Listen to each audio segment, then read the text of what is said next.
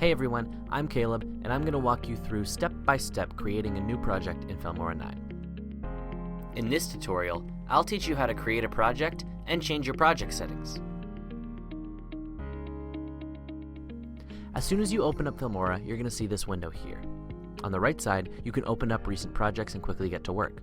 On the left, you can open a project you already have or start a new one. In this drop-down menu, you can pick your aspect ratio for your project. As default, it's set to 16:9 because that's a very common aspect ratio for films.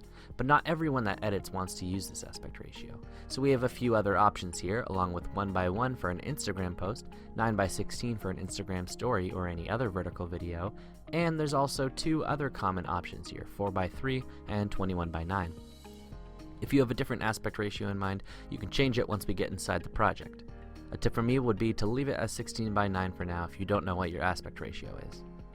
So if we click New Project, we're inside Filmora9 looking at our new project. Filmora9 is not going to name your project until you import some media into it.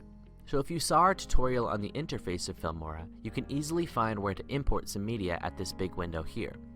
We're going to click on that and find a clip to add to our project. I'll go more in depth with importing in another tutorial.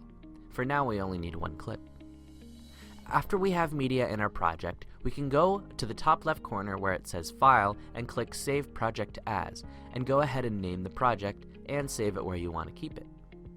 After that, we can go up to File again and go to our project settings.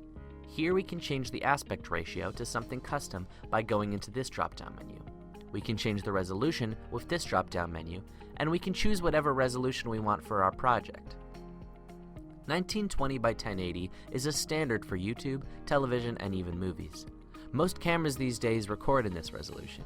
Even your smartphone most likely defaults to capturing video in 1920 by 1080, so this is usually a good choice. If you have a camera that shoots 4K, then you can select that as well. This will be a much bigger file for your computer to handle, and most people don't have a 4K display to view the video on. If you want to put the video online, however, or want to give your computer an easier time exporting, you can use 1280 by 720. This resolution still looks pretty good and will save you time while exporting and uploading.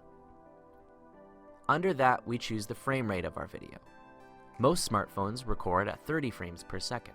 However, the standard for filmmaking is usually 23.978. The frame rate you want might take a little bit of research, but it's important to find out what frame rate you shot your footage in. Don't worry about it if you don't know what the settings of your video should be. When you first drop a clip into your timeline, Filmora9 will ask you if you want to change the project settings to match with the clip you dragged in, and I'll show you that now. As you can see, by dragging the clip down to the timeline, it opened this window here. I can choose to change it, leave it, or click this check here if I don't want the program to ask anymore. One thing you want to do every time before you leave the program is make sure you save your project again. You can do that by using Ctrl S on Windows or Command S on Mac to quickly save the project. Alternatively, you can go up to the File menu at the top left.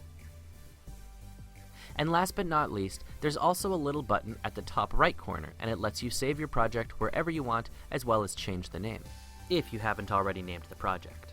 Thanks for watching. Check out our other tutorials to learn how to edit a video from start to finish on Filmora9.